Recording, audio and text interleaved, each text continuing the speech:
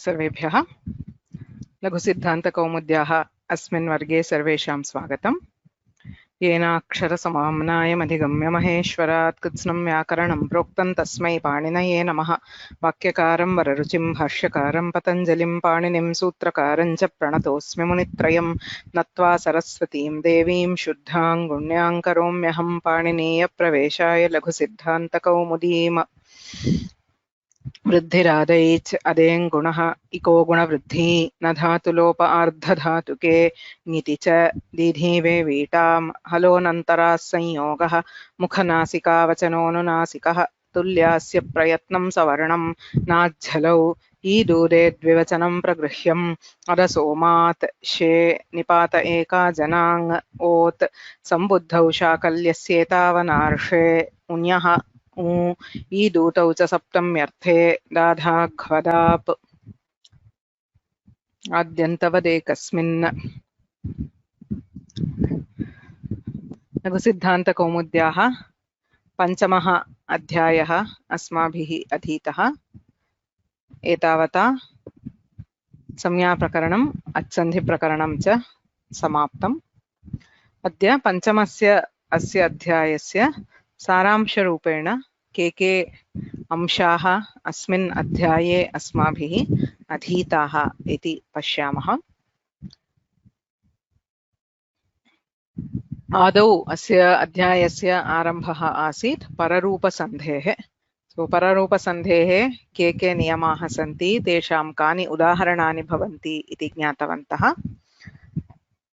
सवर्णदीर्घसन्धिः एकमेव सूत्रमस्ति, अकस्सवर्णे दीर्घः इति।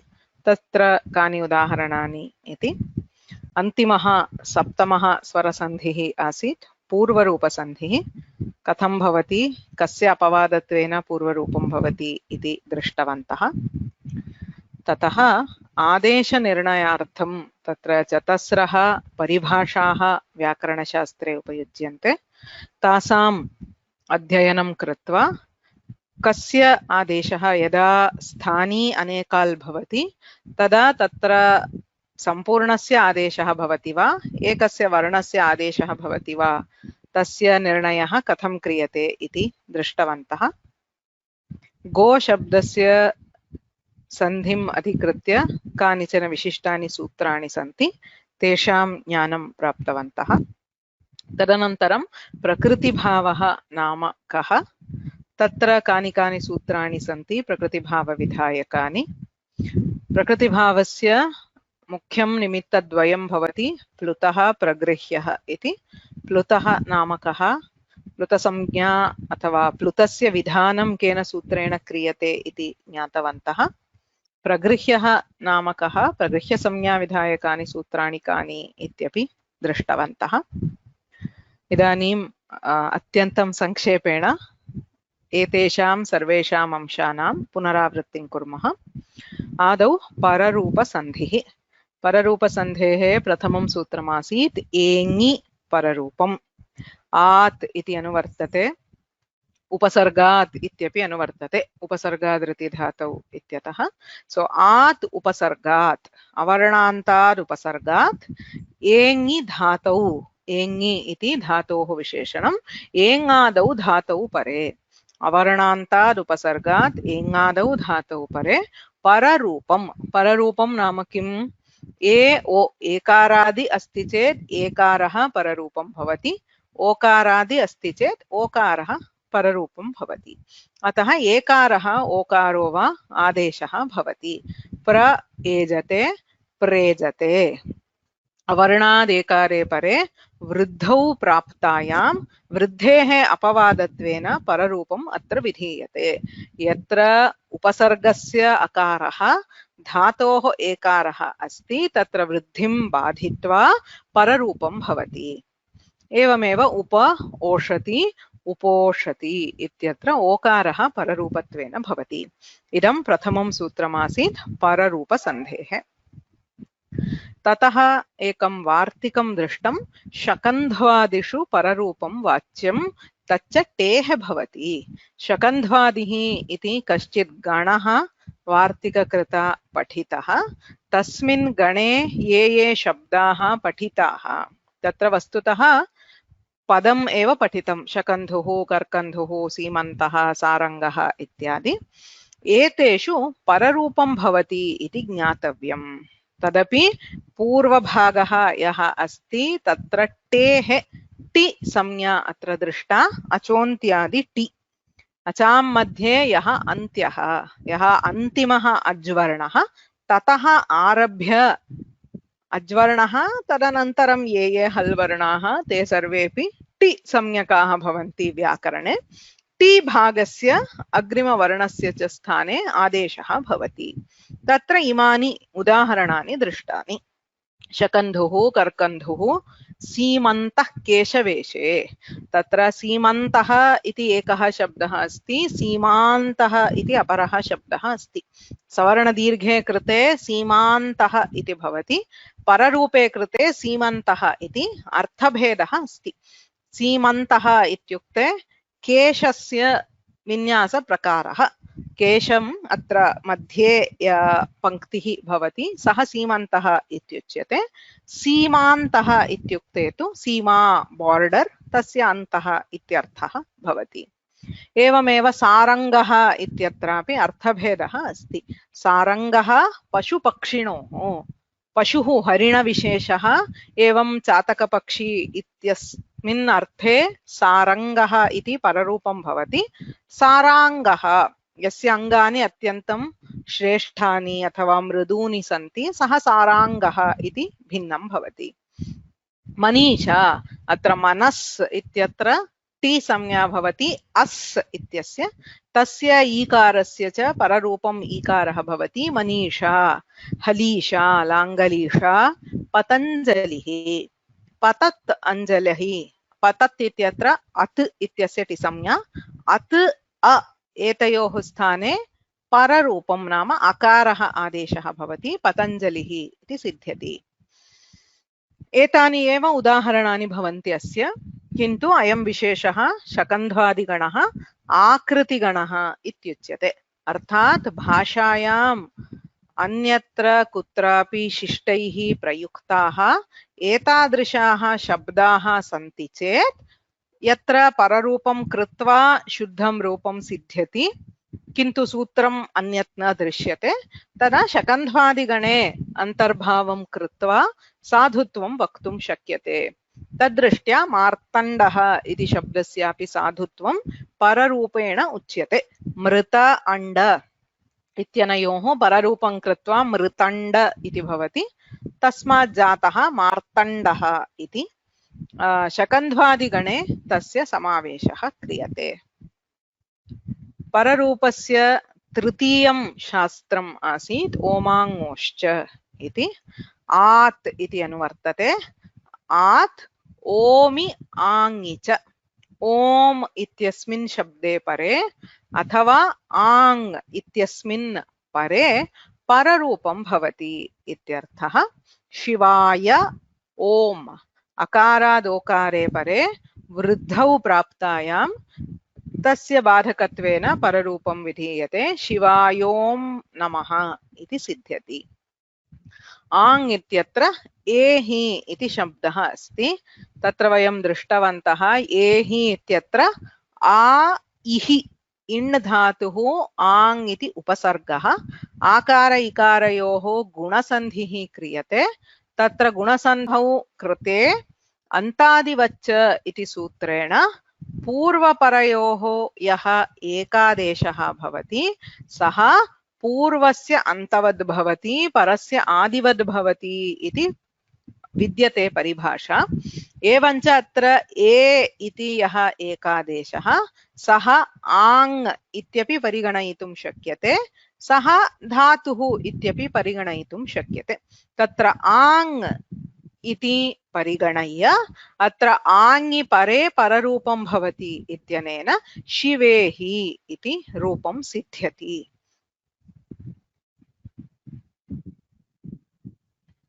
अग्रिमः सन्धिः एवञ्च पररूपसन्धौ शास्त्रत्रयं सूत्रद्वयं एङि पररूपम् ओमाङोश्च इति एकं वार्तिकं शकन्ध्वादिषु पररूपं वाच्यम् इति एकं वार्तिकम् अस्माभिः दृष्टम्। अग्रिमः सन्धिः आसीत् सवर्णदीर्घसन्धिः। अत्यन्तं सरलः वस्तुतः सन्धिः। अकस्सवर्णे दीर्घः इति सूत्रम्। अकः सवर्णे अचि परे, स्वकारस्य अकारे परे दीर्घः आकारः आदेशः। एवम् अत्रापि ऋकारस्य ऋ लृ वर्णयोः सावर्ण्यं वाच्यम् इति वार्तिकेन एतेषां सर्वेषां वर्णानां परस्परं सावर्ण्यमस्ति। सर्वत्रापि दीर्घः ऋकारः आदेशः भवति। उदाहरणानि अत्यन्तं प्रसिद्धानि सवर्णदीर्घसन्धेः। पूर्वरूपसन्धेः सूत्रम् एङः पदान्तादति। पदान्तात् एङः अतिपरे। अत् इत्युक्ते ह्रस्वः अकारः। तपरस्तत्कालस्य इत्यनेन ह्रस्व अकारे परे। कस्मात् एङः एकारः ओकारः। कीदृशः एङ्? पदान्तात्। पदस्य अन्ते यत्र एकारः ओकारो वा अस्ति, अग्रे ह्रस्वः अकारः अस्ति चेत् पूर्वरूपम् एकारः अथवा ओकारः आदेशः भवति। हरे अव। हे हरे इति सम्बोधनप्रथम एकवचनान्तं रूपम्। अव रक्ष। हरेव। अत्र एकार अकारयोः स्थाने एकारः भवति। एवं विष्णो अव इत्यत्र विष्णोव इति भवति। अयं यान्तवान्तादेशसन्धेः अथवा अयादिसन्धेः अपवादः। एचः अचिपरे अयवायावः आदेशाः स्युः। अत एव एचो यवायावः इत्यत्र उदाहरणानि यदा दृष्टानि तत्र पदस्य मध्ये उदाहरणानि दृष्टानि। पदान्ते अस्ति चेत्, अग्रे ह्रस्वः अकारः अस्ति चेत् तत्र पूर्वरूपम् एव भवति, एचो यवायावः इति न प्रवर्तते। एतावन्तः सन्धयः अच् सन्धिः। तृतीयाध्याये यण् सन्धिः अयादिसन्धिः दृष्टः। चतुर्थाध्याये गुणसन्धिः वृद्धिसन्धिः दृष्टः। अस्मिन् अध्याये पररूपं सवर्णदीर्घः पूर्वरूपम् इति सन्धित्रयं दृष्टम् अस्माभिः। तदनन्तरम् आदेशस्थाननिर्णयः इत्यत्र चतस्रः परिभाषाः पठिताः। यत्र स्थानी एकाल् भवति, एकः एव वर्णः तस्य स्थाने आदेशः चेत् तत्र न कश्चित् सन्देहः। यत्र स्थानिनि बहवः वर्णाः सन्ति तत्र यदा आदेशः विधीयते, यथा गोः अवङ् इत्युच्यते, इदमः इष् इत्युच्यते, अस्तेः भूः इत्युच्यते, तत्र किं करणीयं? सम्पूर्णस्य स्थानिनः आदेशः करणीयः वा इति प्रश्नः। किन्तु सर्वत्र तथा न भवति।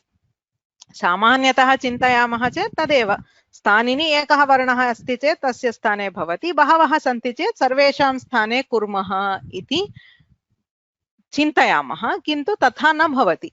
किं भवति? कदाचित् स्थानी अनेकाल् अस्ति चेदपि तस्य अन्तिमवर्णस्यैव आदेशं कुर्मः, कदाचित् आदौ एकस्यैव वर्णस्य कुर्मः, कदाचित् सम्पूर्णस्य कुर्मः। कथं निर्णयः इति चेत् तत्र चतस्रः परिभाषाः सन्ति। अलोन्त्यस्य इति उत्सर्गः। सामान्यतः किमुच्यते? अन्त्यस्य वर्णस्य आदेशः भवति। संयोगान्तस्य लोपः इत्युक्ते अन्तिमवर्णस्य लोपः भवति। त्यदादीनाम् अह इत्युक्ते अन्तिमवर्णस्य अकारादेशः भवति इति उत्सर्गसूत्रमस्ति। किन्तु तस्य अपवादत्वेन आदेः परस्य यद्विहितं तत्तस्य आदेः बोध्यं। यत्र पंचमी विभक्तौ निमित्तम् उक्त्वा तस्मात् परस्य आदेशः भवति इत्युच्यते। यथा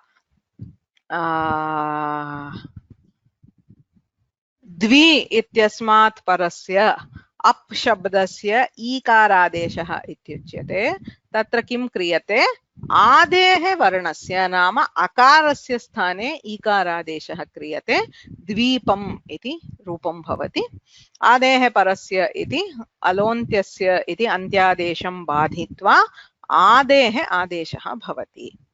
सो अन्त्यादेशः आद्यादेशः इति उत्सर्गः उभयोः अपि अपवादत्वेन अनेकाल् षित् सर्वस्य यदि आदेशे बहवः वर्णाः सन्ति, अनेकाल् अनेके अलः यस्य सः अनेकाल्, अथवा आदेशः षित् भवति, षकारः इत्संज्ञकः भवति, तर्हि सर्वादेशः भवति। स्थानिनि यावन्तः वर्णाः सन्ति तावतां सर्वेषां स्थाने आदेशः भवति इति सर्वादेशः अनेकाल्षित् सर्वस्य इत्यनेन उच्यते। पूर्वस्य वा भवतु परस्य वा भवतु आदेशः अनेकाल् अस्ति चेत् अथवा आदेशः षित् अस्ति चेत् सर्वादेशः एव भवति।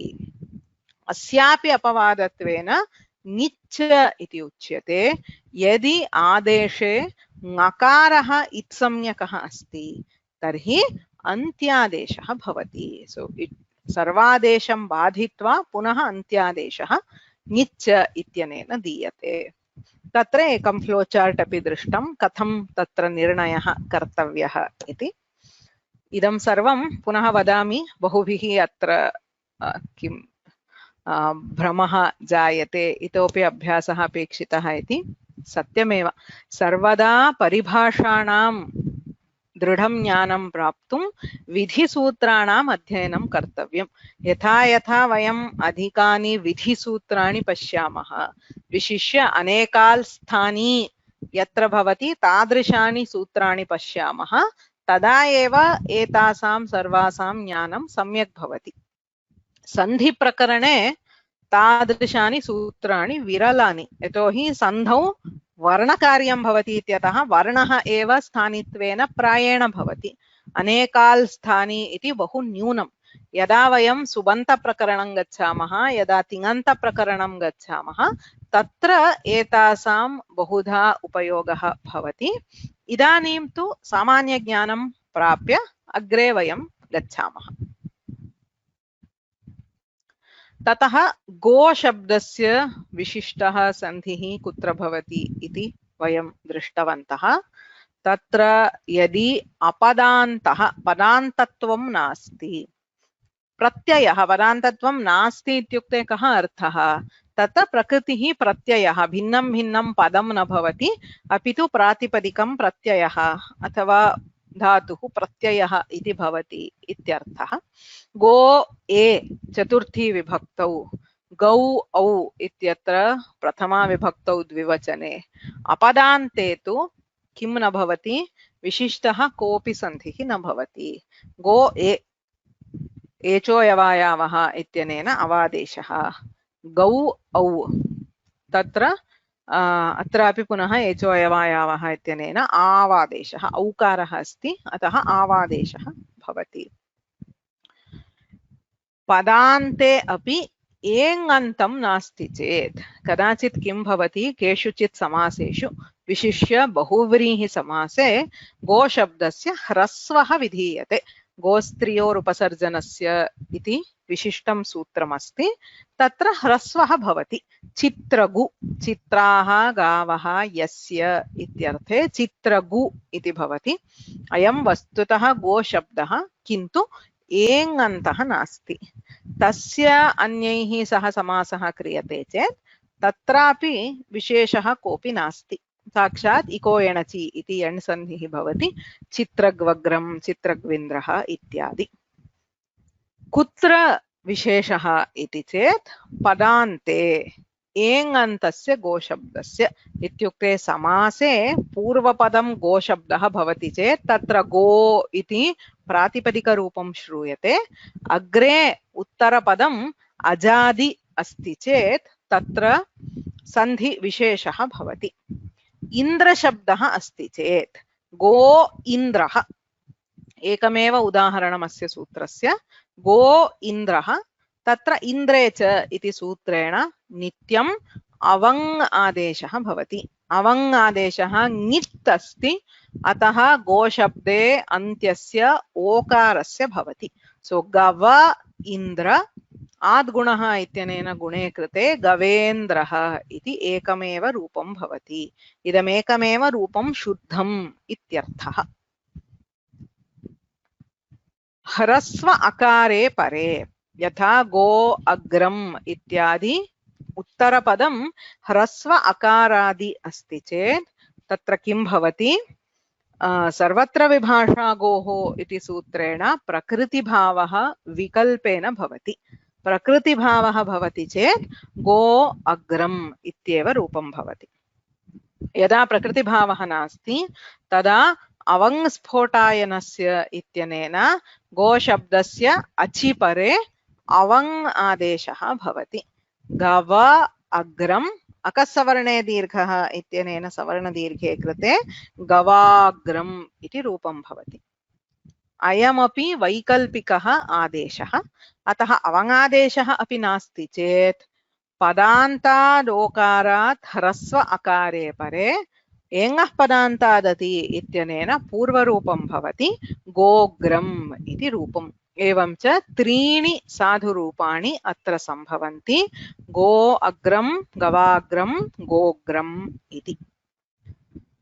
अन्यः कश्चित् स्वरः अस्ति चेत्, ह्रस्वाकारं विहाय अन्यः स्वरः अस्ति चेत् तत्र अवङ्स्फोटायनस्य इत्यनेन वैकल्पिकः अवङादेशः भवति। गो ईशः अवङादेशे कृते गव ईशः, आद्गुणः इत्यनेन गुणे कृते गवेशः इति। अवङादेशः नास्ति चेत् एचोयवायावः इत्यनेन अव् आदेशः। अयं भेदः अवङ् इत्यत्र अव् अकारान्तः सः आदेशः बहु मुख्यम्। एचोयवायावः इत्यनेन यदा आदेशं कुर्मः तदा तत्र यान्त वान्त वकारान्तः आदेशः अव् इत्येव आदेशः भवति। यदा तु अवङ्स्फोटायनस्य इत्यनेन आदेशः क्रियते तत्र ङकारस्य हलन्त्यम् इत्यनेन इत्संज्ञा अव इति भवति। व्याकरणस्य अध्ययनं क्रियते अस्माभिः, कदापि एतादृशेषु भ्रमः न भवेत्। एतदर्थमेव आदौ अस्माभिः वर्णविचारः विस्तरेण अधीतः। अव इत्यत्र अकारः अस्ति, अव अ, अव् इत्यत्र केवलम् अकारः वकारः। सो अकारः अत्र अस्ति चेत् अग्रे पुनः आद्गुणः सवर्णदीर्घः इत्यादि सन्धिः भवति। केवलम् अवादेशः चेत् अग्रे सन्धिः न भवति। सो गव् ईशः गवीशः, गव ईशः गवेशः इति रूपद्वयम् अत्र सिद्ध्यति। गो ए गौ औ इत्यत्र कथम् अपदान्तः? इदं पदं न। सो यत्र यत्र पदम् इति व्याकरणे उच्यते तत्र झटिति स्मर्तव्यं सुप् तिङन्तं पदम्। किं पदं? सुबन्तं पदं, तिङन्तं पदम्। अत्र गवे इति सम्पूर्णस्य एव सुबन्तत्वम् अस्ति। गवे गोभ्यां गोभ्यः इति गो इति प्रातिपदिकम्, ए इति सुप् प्रत्ययः। अत्र पदान्तत्वं नास्ति। गौ औ इत्यत्रापि गौ इति प्रातिपदिकं, गो इति प्रातिपदिकं, तस्य उकारादेशः भवति गौ औ। अत्रापि प्रत्ययः, यत्र प्रकृतिः प्रत्ययः इति अस्ति तत्र पदत्वं न भवति, अपदान्तत्वम् एव भवति। कुत्र पदत्वं भवति? समासः अस्ति चेत्, गो इन्द्रः, गो अग्रं, गो ईशः, समासे पूर्वपदं सुबन्तं भवति। तत्र सुप्रत्ययस्य लोपः क्रियते, अतः प्रातिपदिकरूपं श्रूयते, किन्तु तत् पदान्तमेव। अयम् अत्यन्तं मुख्यः अंशः व्याकरणे। सो केवलं गो इति दृष्ट्वा पदं वा अपदं वा इति वक्तुं न शक्यते। अग्रे किमस्ति इत्यपि द्रष्टव्यम्। ए इति वा औ इति वा पदं नास्ति, they are not separate words, they are प्रत्ययस्। यदा तु इन्द्रः, अग्रम्, ईशः इत्यादि पश्यामः स्पष्टं ज्ञायते। अत्र सर्वत्रापि उत्तरपदम्, अत्र पदमस्ति, अयं समासः। सो केवलं गो इति दृष्ट्वा पदान्तः वा अपदान्तः वा इति वक्तुं न शक्यते। अग्रे किमस्ति इति द्रष्टव्यम्। अग्रे एतादृशाः सन्ति चेत् वस्तुतः सुप्रत्ययाः सन्ति, तेषां ज्ञानमस्ति चेत् सरलं, नास्ति चेदपि ए औ इत्यादि केवलं पदं न, तेषाम् अर्थः अपि गवे गावौ इत्येव पदं भवति, सुबन्तं पदम्। अतः अग्रे एतादृशम् अस्ति चेत् अपदान्तम् इति ज्ञायते। एवमेव गौरी औ गौर्यौ इत्यत्रापि वयं दृष्टवन्तः। केवलं गौरी इति पश्यामः चेत् इदं प्रातिपदिकं वा पदं वा इति वक्तुं न शक्यते। कथं शक्यते? गौरी अस्ति इति वदामि चेत् इदं पृथक् सुबन्तम्, इदं पृथक् तिङन्तम् इति ज्ञायते। अथवा गौर्याः ईशः, गौरी ईशः इति वदामि चेत् अग्रे किमस्ति? अग्रे पदमस्ति, अतः समासः, गौरीशः इति समासः, तत्र इदं पदं भवति। यदि तु गौरी औ गौर्यौ इति वदामि तत्र पदत्वं नास्ति। तादृशं मूलभूतं ज्ञानं, कुत्र समासः अस्ति, समासः वा तिङन्तं वा सुबन्तं वा इत्यादि ज्ञातुं यदा शक्नुमः तदा एव वयं सूत्राणि प्रयोक्तुं शक्नुमः। तत् न ज्ञायते चेत् क्लेशाय भवति। बहुभिः अत्र पृष्यते गौ इति, इदु गौ एव, this is correct, this is not a typo. गो इति प्रातिपदिकं भवति, तस्य स्थाने औकारादेशः वृद्धिः भवति, सो गो बिकम्स गौ, and then we have गौ औ becomes गावौ. So it is not go औ अस्ति चेत् गवौ इति भवति, गावौ इति रूपं न सिद्ध्यति। तत्र सूत्रमस्ति, भिन्नं सूत्रमस्ति, गो शब्दस्य स्थाने गौ इति भवति, तदनन्तरम् अत्र आवादेशः भवति।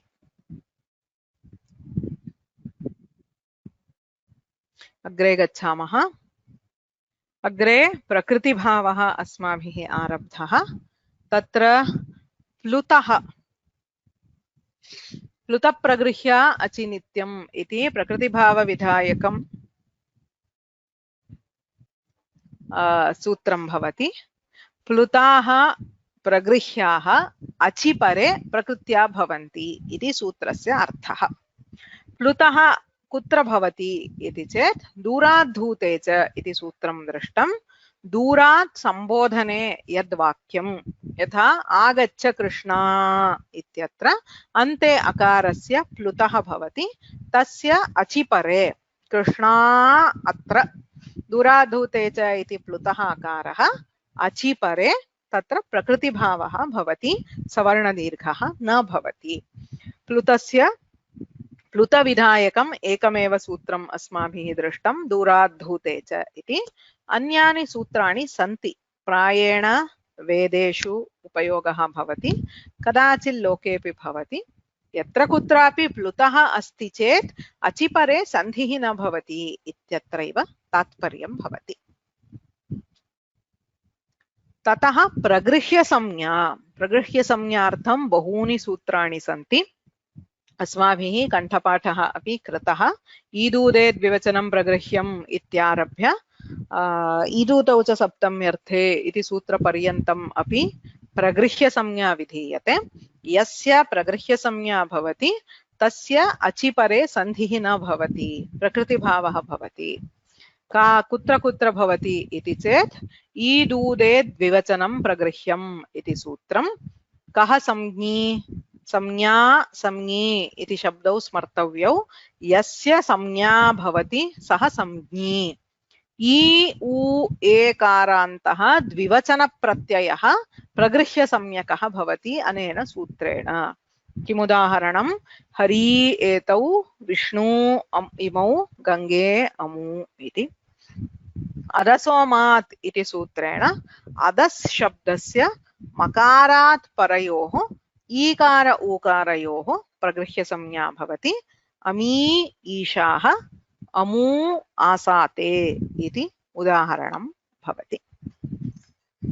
इतोपि सूत्राणि सन्ति। निपात एकाच् अनाङ् इति। आङ् भिन्नः एकाच् निपातः प्रगृह्यसंज्ञः भवति। निपातः नाम कः? प्राग्रीश्वरान् निपाताः इति अधिकारसूत्रमस्ति। तस्मिन् सूत्रे ये शब्दाः पठिताः ते सर्वेपि निपाताः। अयमपि प्रश्नः पुनः पुनः पृच्छ्यते। निपातः इत्यस्य कः अर्थः इति।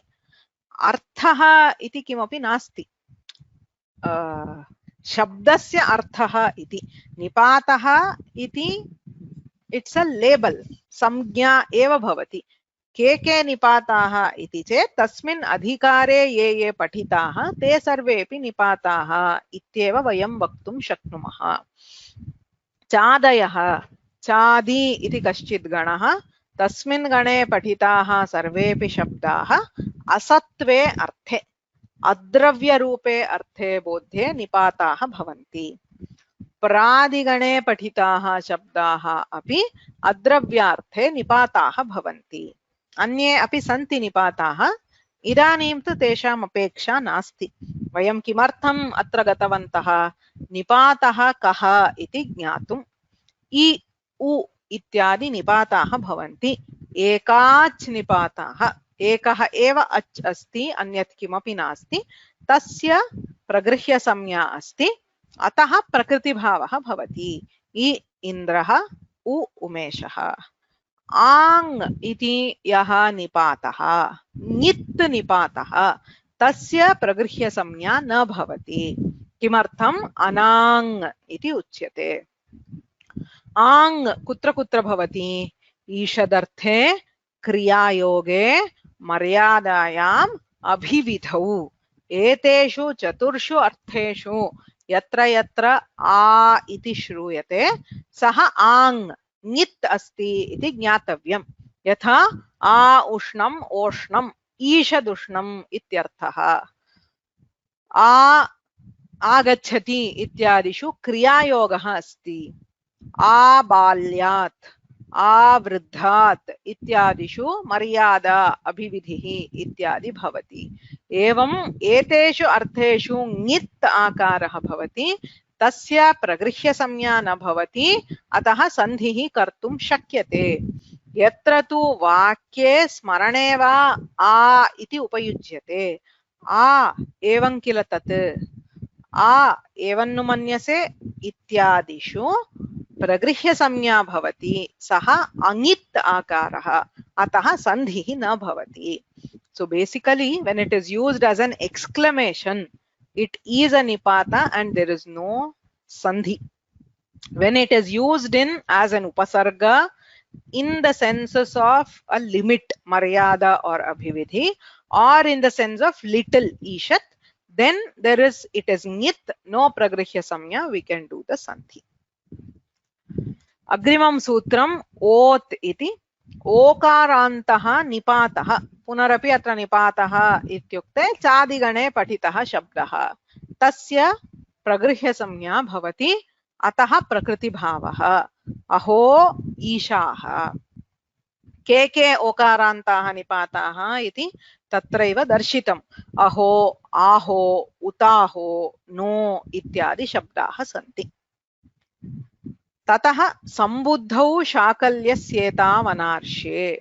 बहु विशिष्टः अयं नियमः। सम्बुद्धेः ओकारः, सम्बुद्धिः इत्युक्ते सम्बोधनप्रथमा विभक्तौ एकवचने यत्र ओकारः श्रूयते। कुत्र श्रूयते? उकारान्तशब्दानां सम्बोधने श्रूयते। तत्र इति शब्दे परे, विष्णो इत्यस्मादग्रे इति इति यत्र अस्ति तत्र विकल्पेन प्रगृह्यसंज्ञा भवति। प्रगृह्यसंज्ञा भवति चेत् विष्णो इति इति रूपम्, न भवति चेत् एचोयवायावः इत्यनेन अवादेशः भवति विष्णवीति इति रूपम्।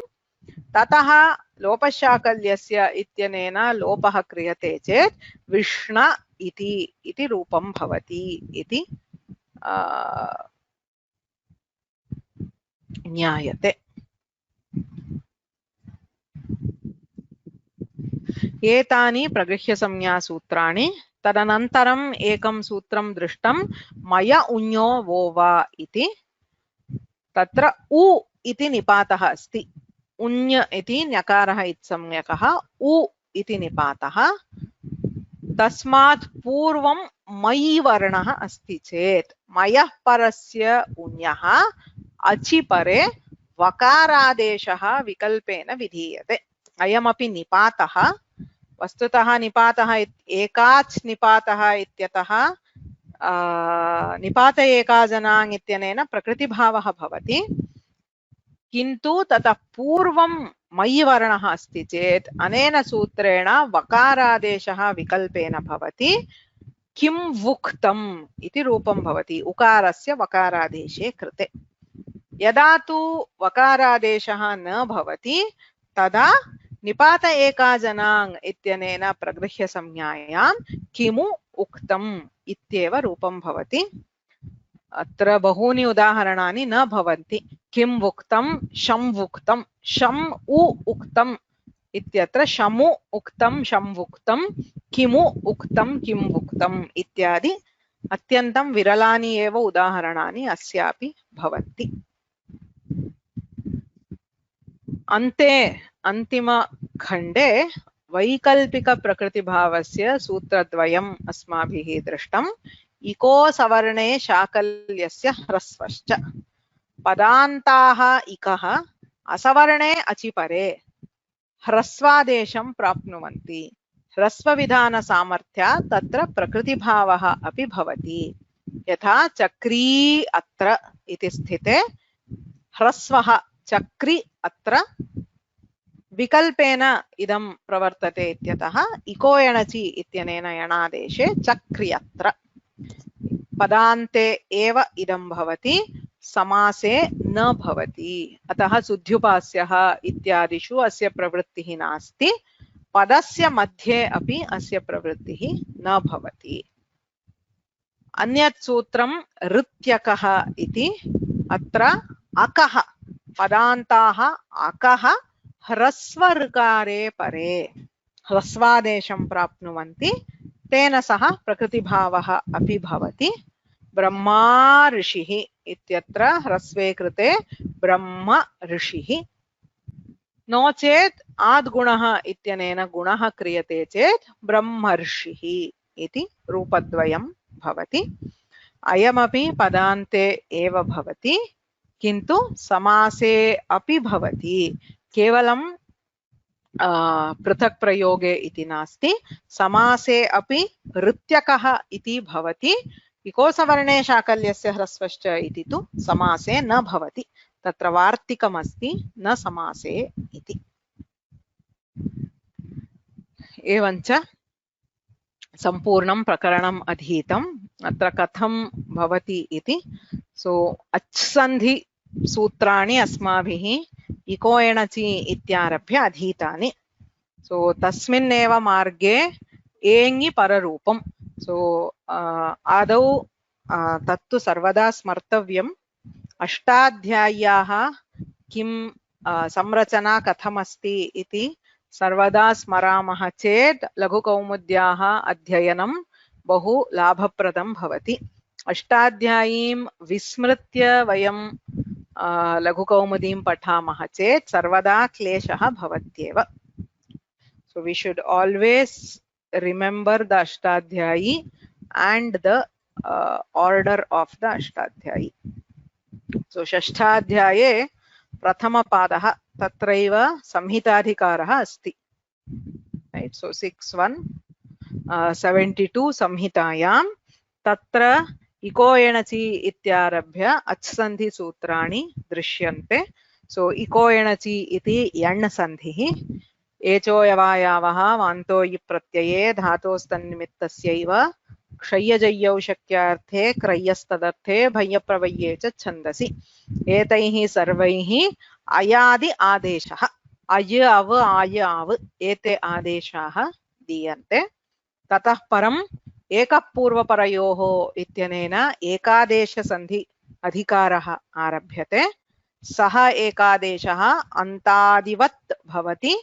असिद्धः षत्वविषये तुग्विषये च असिद्धः भवति इति सामान्यः नियमः। ततः गुणसन्धेः एकमेव सूत्रम् आद्गुणः इति। ततः वृद्धिसन्धिसूत्राणि वृद्धिरेचि एत्येधत्युट्सु आटश्च उपसर्गादृतिधातोः वासुप्यापिशलेः औतोंशसोः इति। अत्र अस्माभिः त्रयं दृष्टम्। वृद्धिरेचि एत्येधत्युट्सु उपसर्गादृतिधातौ इति त्रयम्। अन्यानि सूत्राणि अत्र लघुकौमुद्यां न सन्ति, किन्तु एतानि सर्वाणि वृद्धिविधायकानि सूत्राणि। तदनन्तरम् इदानीम् अत्र पररूपम् आरभ्यते। सो 94 तदेव अत्र एङि पररूपम् इति पररूपसन्धिः, ओमाङोश्च इत्यपि पररूपसन्धिः। ततः अत्र पश्यन्ति चेत् इतोपि पररूपसूत्राणि सन्ति। अतो गुणे अव्यक्तानुकरणस्य अत इतौ इत्यादि सर्वाणि अपि पररूपविधायकानि सूत्राणि लघुकौमुद्यां न व्याख्यायन्ते, अग्रे कदाचित् उच्यन्ते। सो सम ऑफ दीस् यत्र यत्र लघुकौमुद्याम् इदानीं सूत्रं नोच्यते, अग्रे प्रसङ्गः अस्ति चेत् उच्यते, नो चेत् नोच्यते। So whatever we have skipped from the Ashtadhyayi, sometimes he will introduce it at a later point when it becomes relevant. For example, when we say Atascha, when we come to say Tinganta Prakarana, or even before that in the Subanta Prakarana, we have an Adagama where we need Atascha to do the Vriddhi. So he will introduce it in that particular context. Or similarly also Atogune, we will see it later. Sometimes for some cases he may not even take up in the Laghu Kaumudi. As we know, Laghu Kaumudi covers only 30% of the Ashtadhyayi. So some of the specific cases, some of the exceptional or the rare cases, he may not take. So the expectation is, if you have understood, say, Vriddhirechi, Etyedhatyutsu and Upasargadriti Dhatau, if you open Atashta, you should be able to understand. That is what we are aiming at, right? When understanding the Laghu Kaumudi, the intent is not to explain every sutra. The intent is to empower you with how to approach the sutra. Say you have Atashcha. It says Vriddhihi, At and Achi. So Vriddhihi Bhavati. Ataha Achipare Vriddhihi Bhavati. So the complete sutra is here. Ataha Achi Purva Parayoho Vriddhihi. Atra Udaharanani Diyante. Explanation diyate tad drishtva vayam sutrasya artham jnatum samarthaah bhavema ityeva laghu siddhanta kaumudyaah adhyayanasya pradhanam lakshyam. It is to make sure you know how to approach a sutra and how to understand. Laghu Kaumudi will not cover complete Ashtadhyayi. It will not even show you the complete depths of Vyakarana Shastra. Whatever we see is only a glimpse.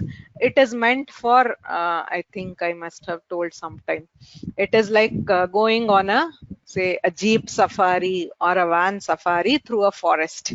What you get is just a glimpse of some of the major aspects of the forest. If you are interested to know more, if you want to learn more, you will have to go into the forest and spend 10 years or 15 years there trying to familiarize yourself with the wildlife.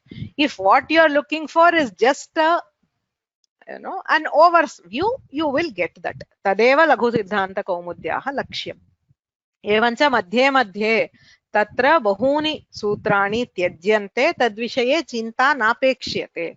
Yadi icchanti tarhi agre gatva स्वयं पठितुमर्हन्ति अथवा सिद्धान्तकौमुद्याः अध्ययनं कर्तुं शक्यते इत्यादि. इदानीं तु यद्यदुच्यते तस्य अर्थः अवगन्तव्यः, उदाहरणानि अवगन्तव्यानि इत्येव अपेक्षा. एवञ्च पररूपसन्धिः, तदनन्तरम् अकस्सवर्णे दीर्घः इत्यनेन सवर्णदीर्घः उच्यते अग्रे एङः पदान्तादति इत्यनेन पूर्वरूपम् so there are blanks in between which are other sutras which we will meet later तत्रैव एङि पररूपम् इति ज्ञात्वा ततः वार्तिकं दृष्टं शकन्ध्वादिषु पररूपं वाच्यं तेनापि पररूपं विधीयते विधि वार्तिकम् इदं तत्र तेः पररूपम् इति उक्तत्वात् टिसंज्ञा का इति ज्ञातुम् अचोन्त्यादिटि इति संज्ञासूत्रं दृष्टम् एवं ओमाङोश्च इत्यत्र आङि परे पररूपं विधीयते तत्र आङ् कुत्र अस्ति एहि इत्यत्र इति ज्ञातुम् अन्तादिवच्च इति दृष्टं तदपि विधिसूत्रं न hope you remember the colors orange is the main vidhi sutra pink is a vartika or a related sutra which is also a vidhi operation purple is all assistants samnya paribhasha atidesha etc so एतावन्ति सूत्राणि सन्धि सूत्राणि अच् सन्धि प्रकरणे सन्ति लघुकौमुद्यां तदनन्तरं तत्रैव अग्रे प्रकृतिभाव सूत्राणि आरभ्यन्ते सर्वत्र विभाषा गोः इत्यनेन प्रकृतिभावः विधीयते तस्य अपवादत्वेन अवङादेशः तत्रैव अस्ति it is in the same sequence 122 and 123 Indre cha. So they are all sequential sutras because all of them refer to go shabda only. Tadanantaram plutapragrihya achinityam iti prakritibhava vidayakam mukhyam sutram bhavati. Tataha agre iko savarne shakalyasya hrasvascha rityakah ityapi bhavati. Avangsfotayanasya ityatra nit adeshah diyate.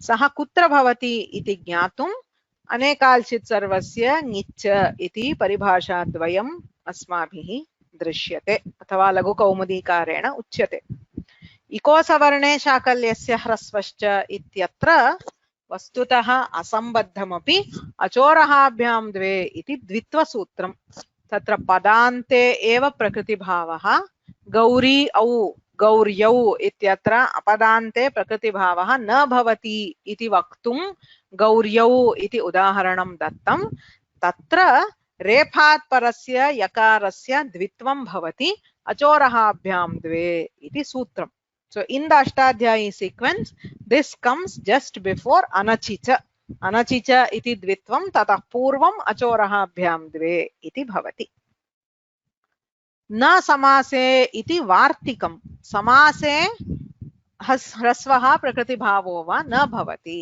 वाप्यश्वः सुध्युपास्यः इत्यादिषु एकमेव इत्युक्ते सन्धिः एण् सन्धिः निश्चयेन कर्तव्यः इति सो अत्र प्रकृतिभावसूत्राणि तेषां सम्बद्धतया एवं अन्यानि सूत्राणि दृष्टानि तत्र प्लुतप्रगृह्य अचिनित्यम् इत्यत्र प्लुत प्रगृह्य इत्युच्यते तत्र प्रगृह्य संज्ञा ज्ञातव्या इत्यतः प्रथमाध्यायं प्रविश्य तत्र ईदूदे द्विवचनं प्रगृह्यम् अदसोमात् निपात एकाजनाङ् इत्यादि प्रगृह्य संज्ञा सूत्राणि दृष्टानि तत्र निपात एकाजनाङ् इत्यत्र निपात संज्ञा ज्ञातव्या इत्यतः चादयो सत्वे प्रादयः इति निपात संज्ञा सूत्राणि ज्ञायन्ते so the link is very indirect so nipata gets pragrihya gets prakriti bhava that is why we went to the nipatas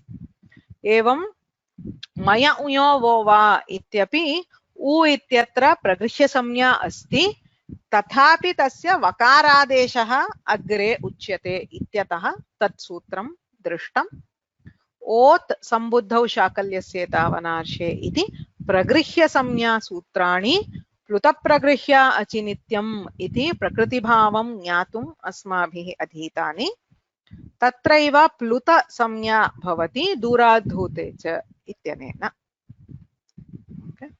तत्र मूलग्रन्थः अत्र अस्ति मूलग्रन्थपाठः करणीयः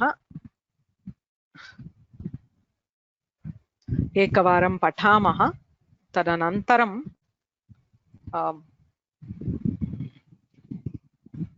अथवा master So this is just a Mula Patha. So I think there are a few questions. I will answer them, but always please remember, reading the Mula and knowing the Mula is very, very important for any Shastra. Mula Granthasya Panktihi, Pankti Pathaha ityeva uchyate. So the aim is to read these sentences and be able to understand what it is saying, right? So even though the method we follow, like there are slides and all that, so they are all irrelevant. Finally, what you should be able to study is only this one. So if you go here and if you look at the Mula of Laghu Kaumudi, so can you read that and understand what it is saying? Say this is very small. Samya Prakaranam is only this much, and similarly Atsandhi Prakaranam is this much. So etat eva asmabhihi drashtavyam tasya artham jnatum व्याख्यानं क्रियते, किन्तु तदनन्तरं मूलम् अधीत्य अस्माभिः तस्य अर्थः ज्ञातव्यः वक्तव्यः इत्यत्रैव लक्ष्यं भवति. इदानीं अस्य अध्यायस्य प्रश्नाः सन्ति, तेषाम् उत्तराणि अहं द्वित्रदिनेषु एव आरोपयामः. शकन्ध्वादिगणस्य प्रयोजनं वैशिष्ट्यं च निरूपयत. शकन्ध्वादिगणः नाम कः, किमर्थम् अस्ति, किं कार्यं विधीयते इत्युक्त्वा द्वित्राणि उदाहरणानि वक्तव्यानि. वैशिष्ट्यम् इत्युक्ते सः आकृतिगणः, तदर्थम् उदाहरणं मार्तण्डः इति वक्तव्यम्. पूर्वरूपसन्धिः कस्य अपवादः, एचोयवायावः इत्यस्य अपवादः. तस्य नाम पूर्वरूपसन्धेः नियमः एङपदान्तादति इति सूत्रं सोदाहरणं वक्तव्यम्. आदेशस्थाननिर्णयपरिभाषाः विलिख्य एकैकम् उदाहरणं यच्छत. चतस्रः परिभाषाः सन्ति. परिभाषा तस्याः अर्थः एकम् उदाहरणं तावदेव अपेक्ष्यते. परीक्षार्थमपि तावदेव अपेक्ष्यते. I am not going to give you a adesha and ask you where it will be. For this exam, no. All you need to remember are those 4 sutras, what it means, and one example. That is the maximum you will need for the exam. As we go ahead, asya jnanam bhavatyeva. Go shabdasya achi pare kesham sandhinam sambhavaha. What are the possible sandhis? Say prakriti bhava, avang, purvarupa ityadi sarvam vaktavyam along with the sutra. 3 sutras basically. Sarvatra vibhasha goho, avang spotayanasya, indrecha, and when these don't happen, enga padantadati or echoyavayava. So nitya prakriti bhavasya vaikalpika prakriti bhavasya cha ekaikam sutram sodaharanam vivranata. नित्य प्रकृति भावः प्लुत प्रगृह्य अचिनित्यम् इति सूत्रेण भवति. वैकल्पिक प्रकृति भावे सूत्रत्रयम् अस्ति. सर्वत्र विभाषागोः इकोसवर्णे शाकल्यस्य ह्रस्वश्च ऋत्यकः. You can choose any one. एकं सूत्रं, one each with example.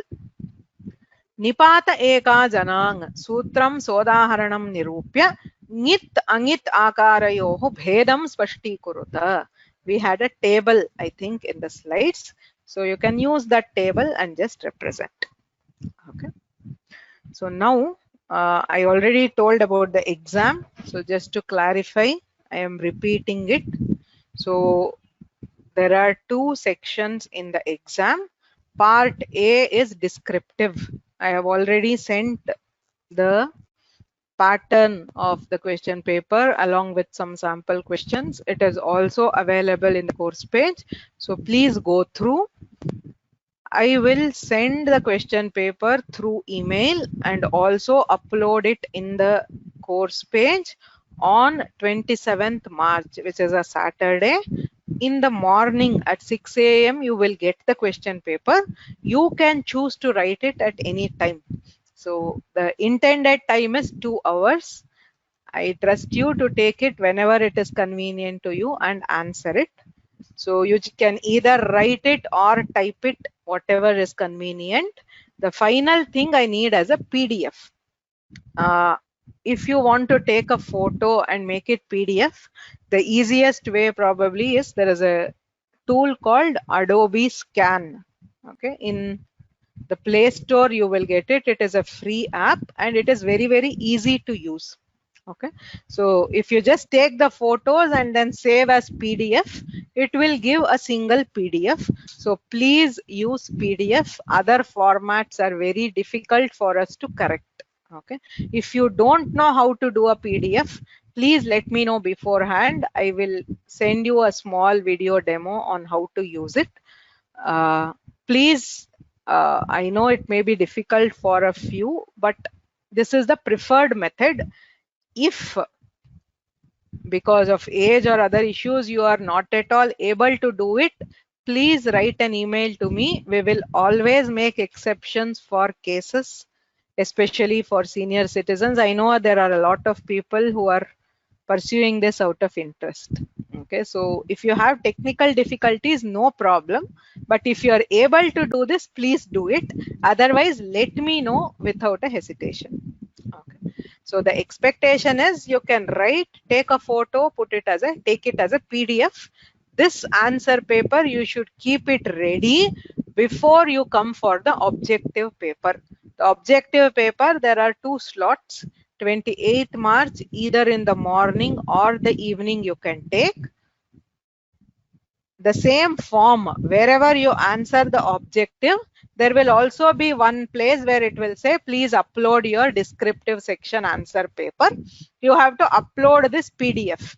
You can have it either in your phone or your computer. When you say upload, you can choose it from either My Documents or your phone and you can upload it. Okay, so that is the idea of the exam. Okay.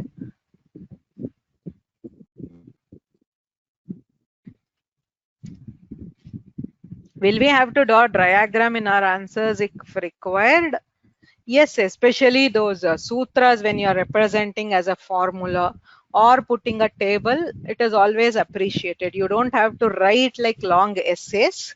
So you just have to represent it correctly. Okay. So now from tomorrow, it's actually holiday till the exam. So 25th or 26th. But since there are requests from several people, so there are 2 special sessions. I will not teach anything new. Kimapi nutanam na pathyate, kevalam punaravartanam. I will try to summarize the chapters in English because that's a request that I've got from multiple people. So all the 5 chapters we will do very quick summaries in English and I will answer any questions you have. Okay, there will be nothing new, so you can feel free to skip those sessions if you feel so. Okay, that's not an issue at all. So if you want, you can attend. If you don't, it is absolutely fine. It is purely optional. This Friday and next Monday, the same time as class. I will not cancel the class. So this Friday's and next Monday's class will be pure revision. We will do some revision. I'll answer any questions you have.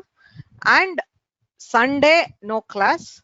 Next Sunday, there is no session because there are no more exercises to be discussed. After that, there will be the exam. Okay.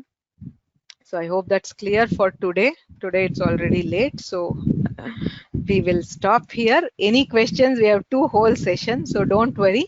I will answer all possible questions in the next 2 classes. Okay.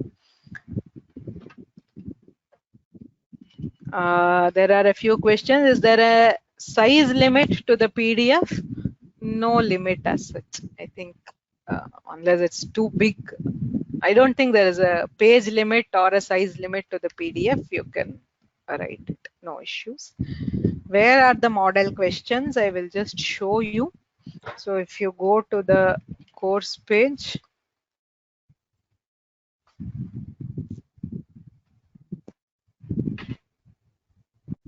sorry, so I'll just show you. So if you log in and go to the course page. So in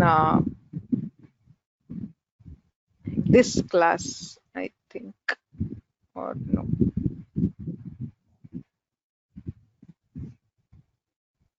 Okay, where is this?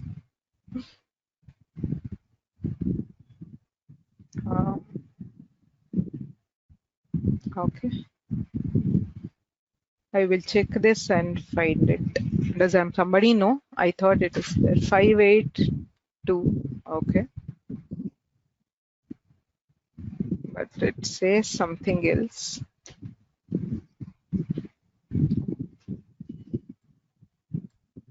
Okay, I can click the class, but then I won't be able to because I haven't logged in. Just a moment, I'll log in so that.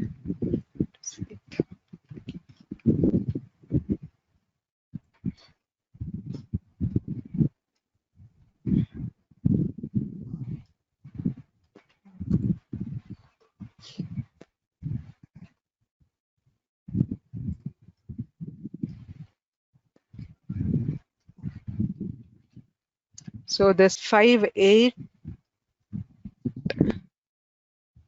Pragrahya Samnya 2. So you can see here.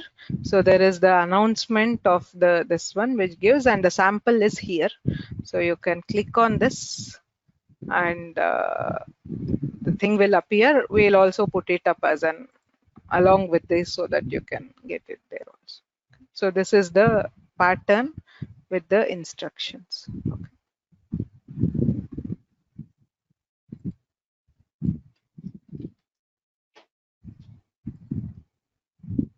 If you I had also sent it by email. If you have not received the email, just drop me an email. I'll check that. But anyway, it's already there here. So you can also download it from here. Okay. So we'll stop here today and we will meet on Friday. There is a revision class this Friday and Monday. येनाक्षरसमाम्नायम् अधिगम्य महेश्वरात् कृत्स्नं व्याकरणं प्रोक्तं तस्मै पाणिनये नमः। वाक्यकारं वररुचिं भाष्यकारं पतञ्जलिं पाणिनिं सूत्रकारं च प्रणतोऽस्मि मुनित्रयं नत्वा सरस्वतीं देवीं शुद्धां गुण्यां करोम्यहं पाणिनीयप्रवेशाय लघुसिद्धान्तकौमुदीम्।